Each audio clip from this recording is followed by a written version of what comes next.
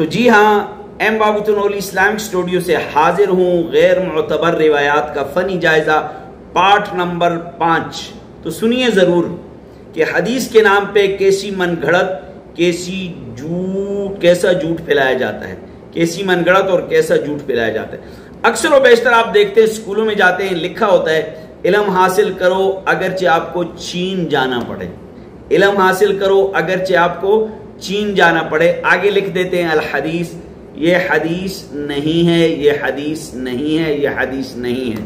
عربی کا مقولہ تو ہو سکتا ہے، عربی کا محاورہ تو ہو سکتا ہے، لیکن حدیث نہیں ہے۔ اور دوسری بات، بہت سارے لوگ کہتے ہیں حضرت علی نماز میں کھڑے تھے، ان کے جسم میں تیر لگے ہوئے تھے، نماز کی حالت میں وہ تیر نکالے۔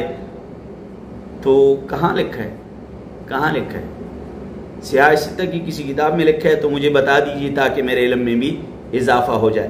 تو یہ غیر معتبر روایات کا فنی جائزہ پارٹ نمبر 5 آپ کے سامنے پیش کیا۔ علم حاصل کرو اگرچہ چین جانا پڑے، من گھڑت، حضرت علی کے جسم سے تیر نکالا نماز کی حالت میں، من گھڑت۔ ان من گھڑت باتوں کو حدیث مت سمجھیے، حدیث سمجھ کے مت پھیلائیے۔ اللہ تبارک و تعالی ہمیں دین کی سمجھ عطا فرمائے۔ السلام علیکم۔